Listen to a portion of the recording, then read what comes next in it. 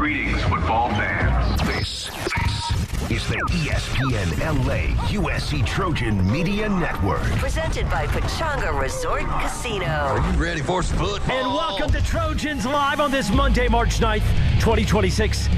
As we get ready for spring football and spring practice, time to break down the Trojans tonight on Trojans Live. Mayava back in, winds and throws. Jacoby Lane again. That's his second touchdown catch. Catches it at the goal line, steps in, and that's a big how do you do. Let's do it. Trojans Live for this Monday right now. The exclusive USC Trojans Coaches Show. Behind the scenes insights and breaking news from the student athletes who play for the Cardinal and Gold. Trojans Live is presented by Monster Energy. Monster Energy, unleash the beast. Unleash the beast. Now live from Los Angeles, inside Heritage Hall. Now here's your host, sitting in for Jordan Moore tonight. Here is Keely Eure. Hello and welcome to Trojans Live, presented by Monster Energy on ESPN LA 710 across the USC Trojans Media Network. I'm Keely Eure, joined by the All-American Shaun Cody, and we welcome in for the first time defensive coordinator Gary Patterson. Hello. USC's coach interviews presented by iTrust Capital, the official cryptocurrency platform of the USC Trojans. Coach, week one of spring camp is in the books. I believe you just came out of the first practice of week two. How's it like being on the field with the guys finally? Well, yeah, it was a little while. I did a Amazon kickoff deal, and the reason I did it was because they promised me what they did is they signed me up for Catapult Thunder, so I got all the college football I could watch last year. She vetted, she did all the Netflix, and I watched football. So now it's fun getting back. It's always about the kids and the coaches anyway, so it's been really a lot of fun. I really like the group. Coach, you've been consulting these last couple of years with some teams, and now you're getting back in it as a defensive coordinator. What were those couple of years where kind of sitting back and involved with some teams, but what were those years like? You were a head coach for so long. I'm sure it's hard not to jump back in it and kind of sit back and watch what's going on. Well, what you find out is there's two types of consultants. There's ones that just write it.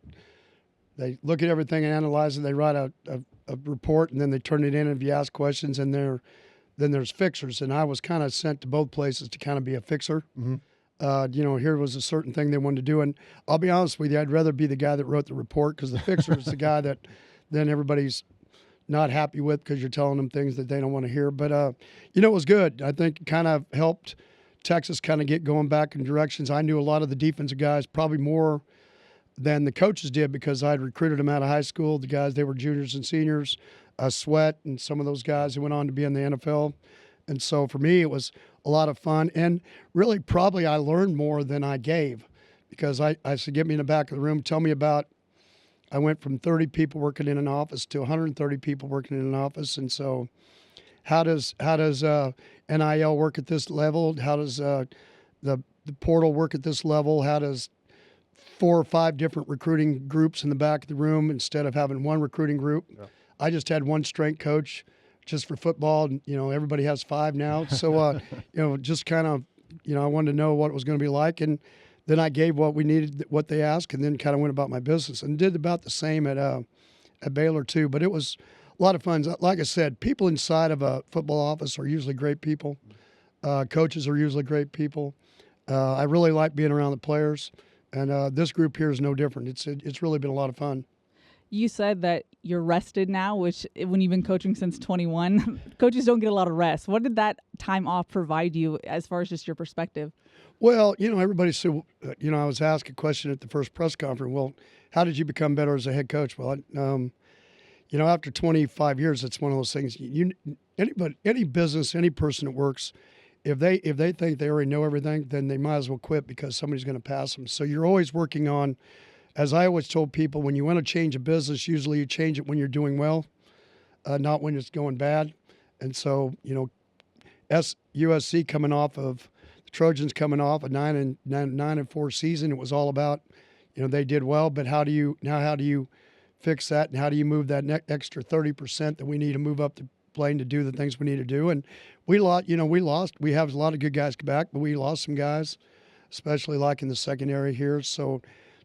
Do it, and then you have really probably 3 probable starters that aren't going through spring that are older players, and so you just have to forget about them for a little bit and how we're going to grow up the rest of the group for a depth and do all the things we need to do, and then go forward and find out, what people understand. Find out what we are. I think we have a really good chance being up front. We have a lot of depth. We're very big. Linebackers can really run. And then like Friday, I put an extra guy in the box, so how you play the run, so they felt better about themselves. And then Saturday, I didn't put an extra guy in the box, and they didn't feel as great about themselves. So I'm finding how you have to be able to play, how do you become a blitz team. I mean, everything is, it's not one of those things where you go out to practice and we're going to see how it goes. There's got to be an emphasis of what we're trying to get accomplished. And every day, maybe something didn't turn out really good, but you worked on something else that you got better at. Because really the ultimate thing is to be the best team we can be when we play the first game of the season come the end of August. And everybody understands what their role is, what they're doing. We've got to get to where we trust everybody and they're doing their 111th. I think that's the thing that you get into with defenses. All good defenses I know, like I tell them all the time, when fast goes away, stay all day. It's like you see a young team and the ball goes over there and everybody starts running that way. No, ball goes over there. There's those guys that have their responsibilities for that. Your job is stay right here so they don't come back. Yeah. And so learning those kind of situations. One of the unique things about this was they did some good things here defensively. And how you then more of a true zone concept comparably to how we match quarters and doing the things we do, and marrying that up. I learned how to do a little bit of that, how we did it. We did it at Texas. And so we kept it. Well, they knew it better, so they do a lot of that. They understand it. So you're able to have people that'll see a TCU or a Gary Patterson type defense. Now at USC will find out, the first thing they'll look at and go, well, that's not what some of the things, that's not what I used to see him doing. And I think it's going to make us a lot better. Back then you played people for X amount of years. Everybody knew our signals. Everybody knew what was going on, blah, blah, blah. Now you talk through a mic, you don't see the signals as much. And so people aren't going to say, well, we know what they're doing now because we'll know because we can see the signal.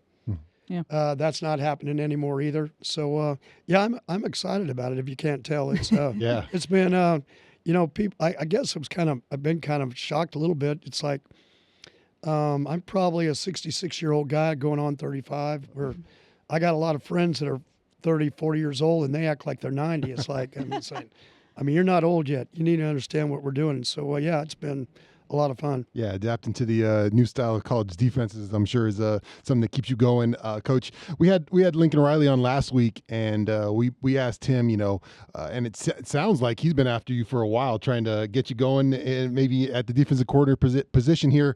What finally was the right time for you to come to USC and be the defensive coordinator? Well, for me, it's after 40-some years of doing it, I just kind of wanted to break. Mm-hmm. Especially after going down to Texas, and I was there 9 months. I could tell really I needed to get back. It's some point in time I have 3 sons and I have 4 grandsons. You've got to kind of turn your time, because basically as a coach, you spend a lot more time raising other people's kids than you do your own. Yep.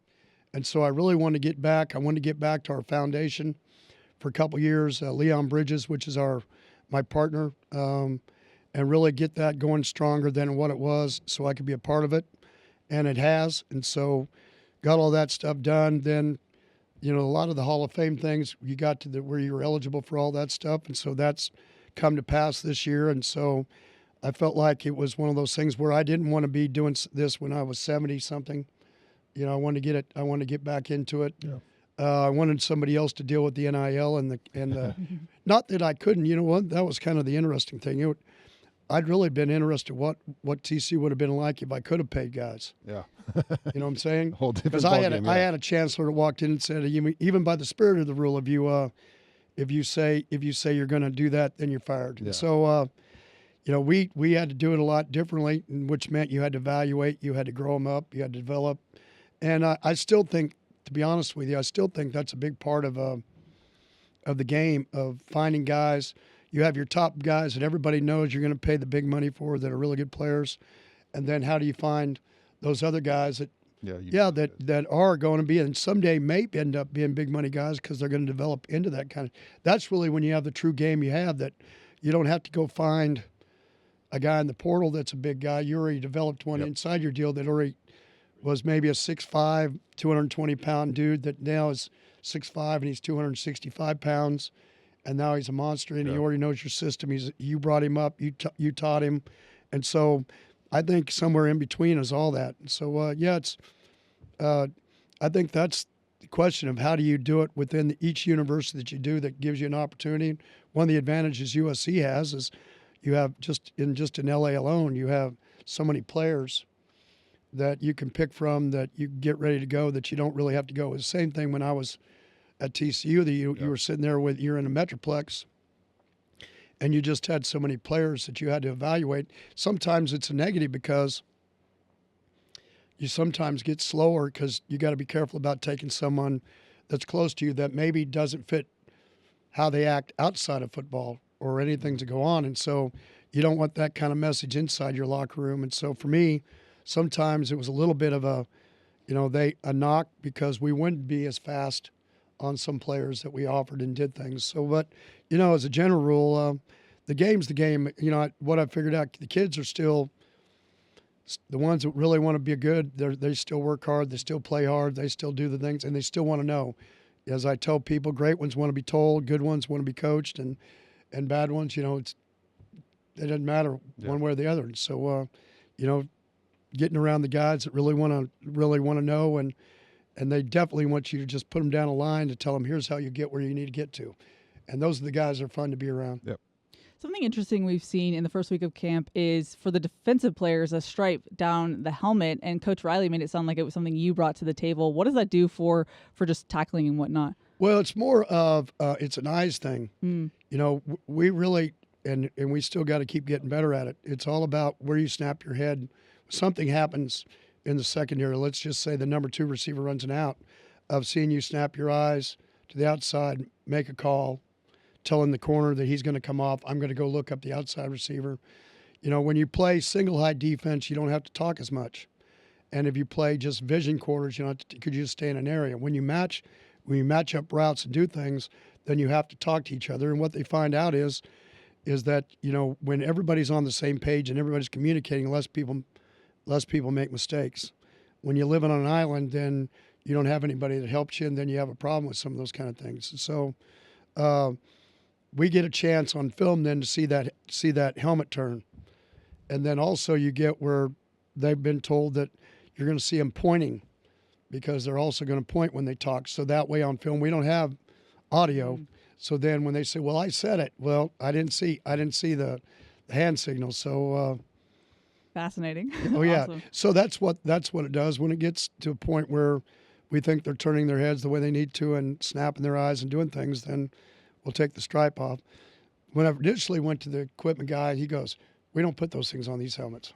So, and I was okay with it. We didn't, but all of a sudden they came out and they're on the helmet. So I was just glad he was okay with it. So, Coach, you had to put. Oh, excuse. Go ahead. No, go ahead. Oh, you had to put together a staff pretty quick there. What was it like? You have some familiar faces for you, and then you combine some guys that were here already. What was it like putting that staff together? That's, it's interesting because you have to get everybody on the same page. Mm-hmm. And really that took us started about 2.5 weeks of the 6 that I've been here. And so you kind of had to start in that way of doing it. Yeah. And kind of, you didn't want to go, having been a head coach for so long, I understood about chemistry and all those kind of things of making people feel like what they'd already done was worth something. Yeah. So I had to work through X amount of time of finding out. So it was kind of good because Coach had given them time off because that's the down period when you can't have recruits on campus. And so when everybody else left, I didn't. So there was a Thursday, Friday, Saturday, and Sunday that I went through like 500 and some snaps of football, watching their stuff. And then I got the board, and so I got to where I understood it without anybody around, put it on the board, and then I started putting our stuff on the board as an installation, kind of moving things forward. Because really what you wanted to do is you didn't want to do the same thing. If there was something they did before here at USC that was good, uh-huh. And then so we kept that stuff. If there were things that are the same, then sometimes we might go either or, and then other things that we did that gave them an opportunity to be more successful, anything we added. So, usually we've been working on a lot more of what things they haven't done as much as the stuff they've already done before. So it's been fun for me because it also has kept me on my toes of every day's a new day of learning something and how they do it and really finding out what they think. Yeah, sounds like we got some exciting defensive hybrid Gary Patterson defenses coming up here, Keely. Exciting stuff to see. Exciting. Well, Coach, we know you're a busy man, so thank you so much for taking the time.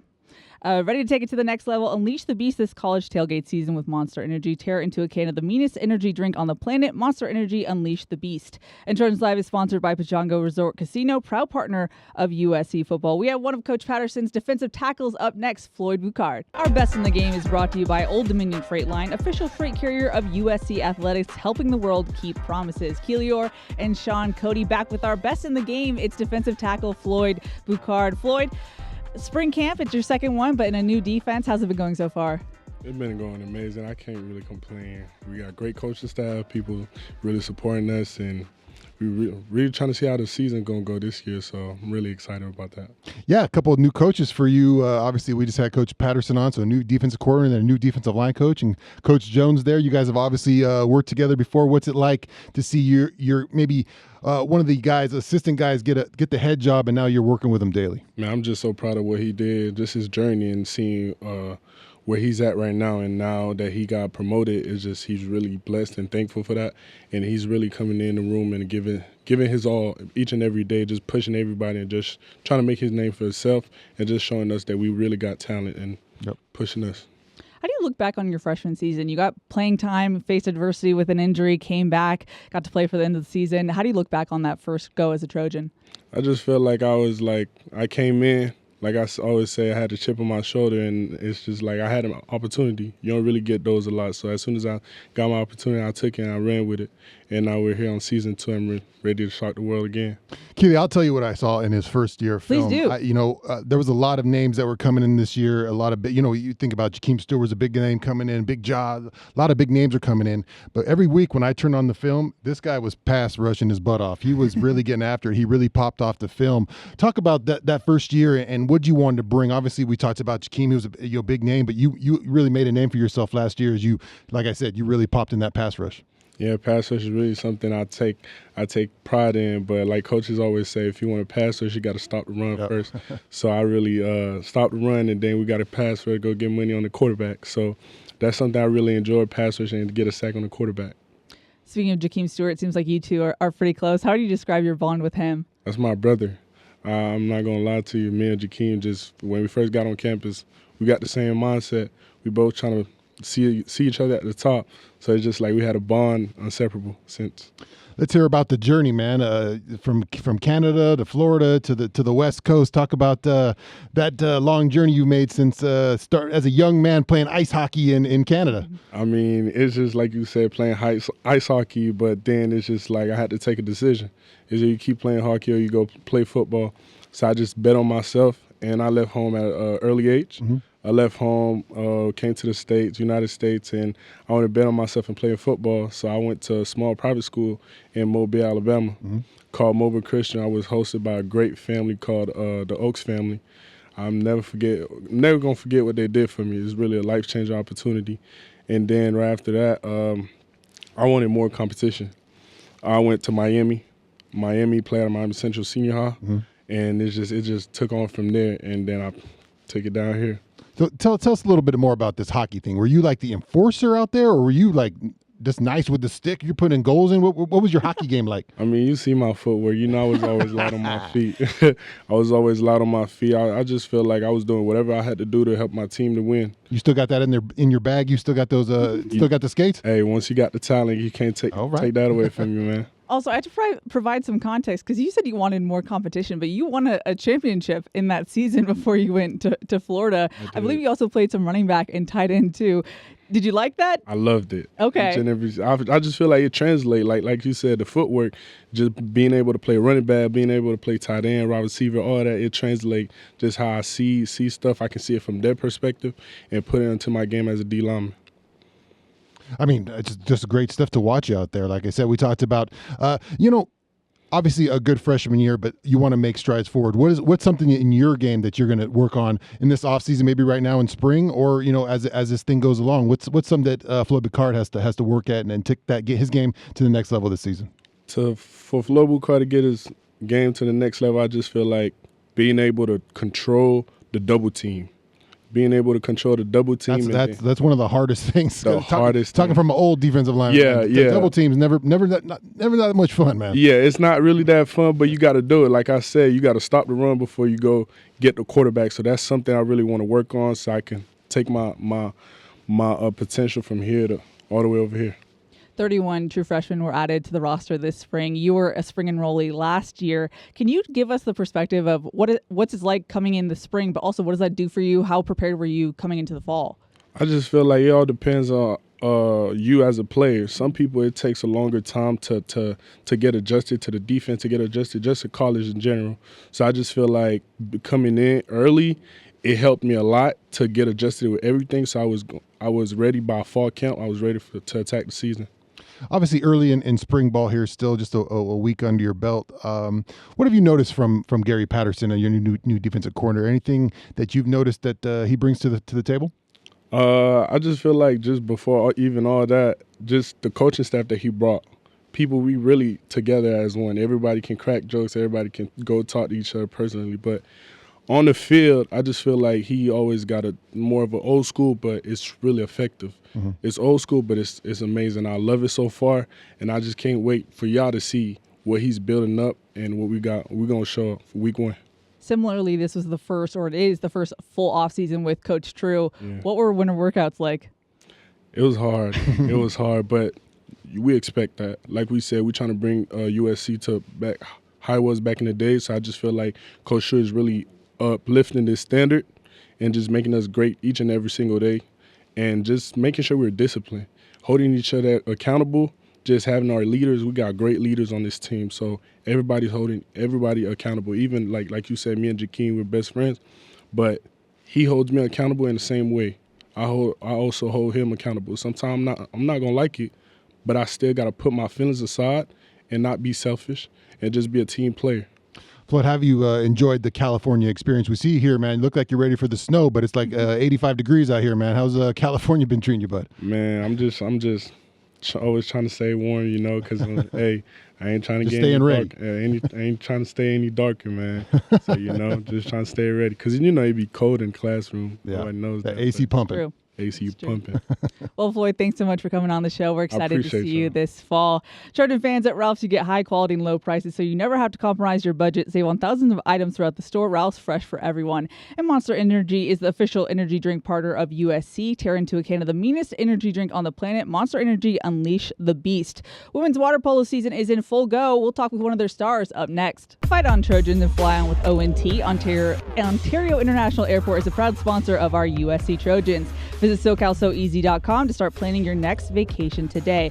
And don't wait until game time to plan for your retirement. Open your free iTrust Capital account today and get your crypto IRA. iTrust Capital is the official cryptocurrency platform of the USC Trojans. Back here on Trojans Live, Keely Eure and the All-American Shaun Cody here with us. And we're now joined by Rachel Gazzaniga. Yes, Gazzaniga. Okay. Of USC Women's Water Polo. Rachel, the women of Troy are number 3 in the nation, riding a 6-game win streak. What's been working so well for you guys? Well, we make a huge emphasis on the connection within our teammates and just putting it all out there for each other. And so during every practice, we want to make it as game-like as possible. So when we get to the game, it feels natural. And just knowing that we're all putting all the effort we can for each other is really important. Rachel, already a 2-time All-American. And when you hit the height of the sport already, how do you reset your goals every year to make sure you're still getting after it? Well, I think just never being satisfied. I have so many areas of growth that I just get excited every practice to improve on. And it's special because there's so many different aspects of water polo that I see the strengths of my other teammates and I can learn something from each and every one of them. And so it just makes it more exciting that there's so many places to learn. You've been competing on the international stage, I believe, since 2022. What has that experience given you? Well, there's so many different aspects. I've never been pushed so hard mentally and physically. It's a lot of dedication, especially for time. And I've had to they're internationally, they're very aggressive. And so I've kind of had to up my aggressive game, which sometimes doesn't translate well into college because I tend to be one of the bigger ones. And so I can get into some trouble, not on purpose though. But I think what it's taught me is a lot of, self-discipline and just never complaining, just keep your head down and work hard. Obviously, a great program, USC women's water polo. Every year is a different year. What's this team's motto, or what have you guys been trying to battle with this whole year as a team? I think just because the past 2 years we've kind of struggled with, getting to the finish line, and USC has been known to win. That's something we're good at doing, all around the board. But I think the past 2 years we've kind of had to redefine ourselves, especially with the new head coach coming in. And so I think with this year we're kind of, not the favorites anymore to win. So I think what's special is that we can just lay it all out on the line. Underdog role? Underdog, but still there's that history of winning. So it's kind of a special situation in which we know what we can do, but maybe not everyone else believes in that on the outside. So just believing we can. You mentioned new head coach. What's it like working with Coach Casey? It's been interesting because he was an assistant for so long, kind of working together in how he wants to portray himself as a head coach and the characteristics he wants to embody. And he's really selfless and working with us and wanting to know how we think he can improve and how he think we can improve. It's a really special bond that we have. Yeah, take us through your game a little bit. You mentioned it, how you can kind of adapt to the international, to college game. What's your game personally? What's your strength of how you play? I'm a center defender, so I'm kind of more the defensive focused. And I'm one of the fastest swimmers on our team, so I kind of use that. I'm going up against the center, which is supposed to be the biggest player on the other team. And so I'm trying to make her as exhausted as possible by swimming her up and down the pool and trying to create opportunities for players around me. You're trying to drown her. Yeah, drown in a positive way and hopefully get her kicked out of the game. Yeah. Drown in a positive way. I've never heard that. Yeah. Now, you have some important road tests coming up to ranked opponents in ASU and Hawaii. What's the mindset heading into those matchups? Yeah, so we just finished up a convergence tournament with lower division teams. And so we kind of got all the games where we win by a lot out of the way. So now it's just going to be pretty tough games from now on. And so I think just because we just tidying up everything that we know and perfecting the things that we can so that when we get into MPSF and NC2As, then we're really at our peak. And so I think with these next few games, we can really practice getting better at the things we want to perfect. So I was over-listening you two talk before the break, and it sounded like you guys are using giant words that I'd never heard of and majors I've never heard of. What are we majoring in here? And take us into the academic, I guess, side at USC. I entered in as a human biology major. I was looking to go the pre-med route, but for that you need to have a really huge passion for it, which I couldn't really find within myself. So I switched to health and human sciences, which you can go on different routes. And I started taking psychology classes and sociology classes, and I'm a sociologist as well. No big deal. Yeah. Nice.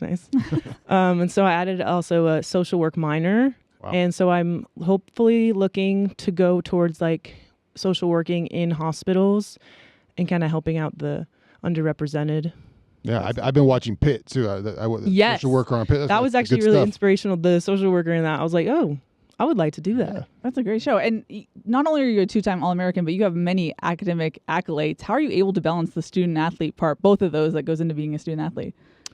Well, everyone always says it, but time management, I think there's so many distractions that can be, distracting. But I think just knowing what you need to get done and doing it right then and there instead of putting it off, or just finding a place where you can do all your work instead of going home, which might make you talk to your roommates, or going somewhere like the dining hall, which I get stuck at for hours on end because, teammates just coming in and out.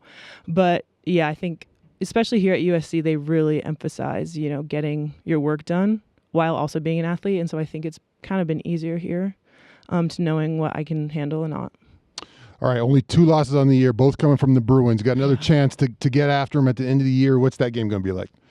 It's going to be rough. It's always there's some words thrown around. It gets really intense. But what unfortunately, a lot of our USC teams have been losing to UCLA, which it's kind of making me a little angry. But I think it's hard to beat a team twice, and even more 3 times. So I think coming back into it, we have a lot of fire going into it. I think we can take them down. Well, Rachel, thanks so much for stopping by, and good luck in Thank you Tempe. so much. Women's water polo isn't the only team on a hot streak. We'll be sitting down with the rookie from men's tennis next on Trojans Live. Welcome back to Trojans Live. Shaun, I'm going to toss it over to you. You got to do some work today. Well, you want all things inside scoop on all things Trojans? Be sure to sign up for the 3 Torches presented by Smart and Final. It's a free newsletter that'll hit your email inbox 3 times a week with game info, player insights, and more. Go to usctrojans.com/3 Torches and sign up. And Stone IPA has inspired a generation of brewers and beer lovers. Made in Southern California, Stone Brewing's first anniversary ale continues to be today's iconic West Coast style IPA, crisp, light-bodied, and packed with hoppy flavor, located on fine.stonebrewing.com. Keely. Well done, Shaun. That's why you're an All-American. Keely Eure, Shaun Cody, the All-American, and we're joined by Max Exsted, a freshman on USC's tennis team. Max, we were just talking off camera. You're fresh off the road. I believe you came back at midnight last night, but you got a sweep on the road. What went so well over this weekend? Yeah, it's been a long trip to get back, but we took a win at Purdue 6-1, and then yesterday we beat Indiana 4-3, which was a huge win there. Yeah, Max, great start to your career here at USC. First week you're here, you're the Big Ten player of the West Freshman Big Ten player of the week. What's it like to get off to a hot start like that? It's a great way to start. I mean, going into college tennis, it's a lot different than the junior tour, and just really happy with my start so far. What's it been like working with your doubles partner so far? Because doubles seems to be your bread and butter at tennis. Yeah. Me and Nate, we've known each other for a couple of years. Actually, we used to train together before we came to USC, and I think our chemistry throughout the team and us together just really is a testament to our success so far. Max, you chose USC, obviously a big recruit in the tennis program. Why USC? How'd you get here? Just because, I felt like I had great support from the coaching staff, and obviously the great history of USC tennis, and also a couple of friends on the team that I knew, and they had great experiences so far at USC. You have plenty of international experience. You played in Wimbledon. You played in Spain for a while. What does that experience give you for your game?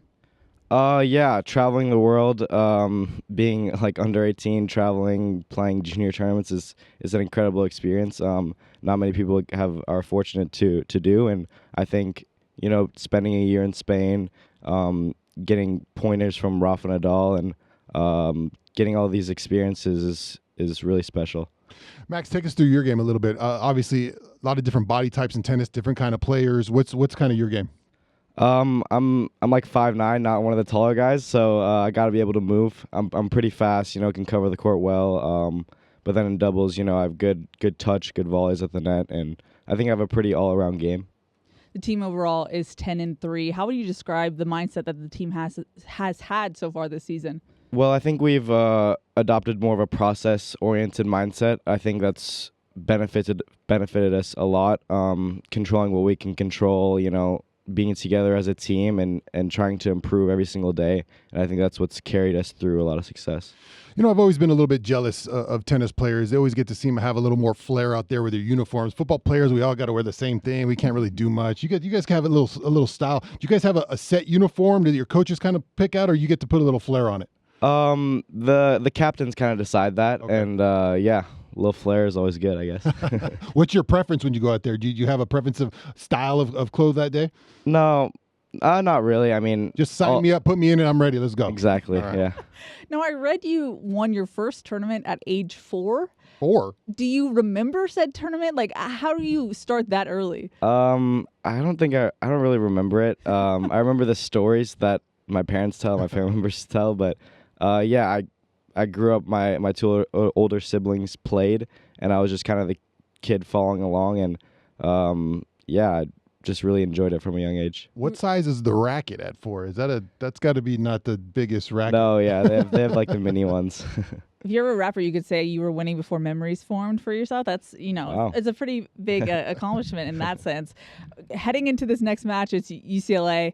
I know obviously always wants to beat the Bruins. What's the strategy heading into this matchup? Yeah, we were able to beat them 4-3 earlier in the season at home in an incredible environment. And yeah, I'm really looking forward to it. I think it's a great rivalry. It's super fun. And I think, sticking to our identity and coming together as a team, pumping each other up, and, giving it our all. And I think that's a good strategy. How's your USC experience been outside the court so far? Yeah, I think it's been great. The community we have within athletes and just everyone from the men's team to the women's team. I think it's just a great community. It's been really fun. Well, Max, thanks so much for stopping by, and good luck with beating the Bruins on Friday. Thank you. Our football roundtable is next on Trojans Live. Welcome back to Trojans Live. It's time for our football roundtable, and I'm joined not by one, but two All-Americans and a legend. That is true, John Jackson and Shaun Cody. Legend is a synonym for low. No, it's not old. It's wisdom. How about that? I'll take that one. I better quit on my head, Shaun. As we've been talking about all episode, guys, it is spring camp for USC. I'm curious about your two experiences. As I mentioned, you guys are All-Americans. What was your approach to spring camp? Because it's a little bit of a tease. You don't have a game to look forward to. You got to stay locked in for 15 practices. How did you approach spring? JJ, take it away. You fill it up for this one. Well, spring, a long time ago, I can barely remember. Spring ball is the first time that you really get out there, for me anyway, and it looks like you were off the freeway, driving in the slow lane, and then all of a sudden you jumped in where everybody's flying by 75 miles an hour. So, yeah, that was the difficulty for me, was the speed, especially for the receivers and the DBs. The DBs, like Tim McDonald and those guys, Mark Carrier, they're a lot faster than you thought. They're going. They're a lot faster than they look. Yeah, I just remember when you're young, I figure that that early freshman, sophomore, those spring years were very instrumental in your career, because those are you're working on a lot of stuff. You got to take a lot of reps, because the older guys don't want to take those reps during spring. They're getting ready. Oh, they got a lot of hamstrings in spring, where those older guys acting up on you. I don't know, coach. My hamstrings bugging me a little bit, but as I got older, I used those ones. But when you're younger, you got to work on a lot of stuff. You got to get to a certain level, and taking a lot of reps in spring when you're young. That's the thing I remember. It felt like every practice was a game. Oh yeah, you used to get after, because what do you got? 15, 16 of them, 15, and you're out there, and the coaches want to get better. The coaches are working on things. They're seeing what kind of team they have, what kind of defense they have, and in your perspective, the offense. So a lot of things to work on for the coaches. So they're definitely getting after it out there. Well, from your perspective, Shaun, when you have a new DC come in, who we got to talk to at the top of the show, Coach Patterson, what's your mindset when you're trying to almost impress or show DC what you can do? Yeah, anytime you got a new coach who's taking over, whether it's a head coach or a defense coordinator, you're having to interview again almost as a new player, and you're trying to show this coach, hey, I can do this, I can play in your scheme. I was part of lots of coaching changes at different levels, and figuring out, hey, I got to interview for this spot. He's got to see what I'm about, what kind of player I'm about. I got to get after it this spring. I got to let him know what I can do, and he can find out how he can use me within this defense. So just different things when there's a new coach involved that you're kind of basically re-interviewing for your position. Shaun, I played so hard to try to impress my new coach, and crickets.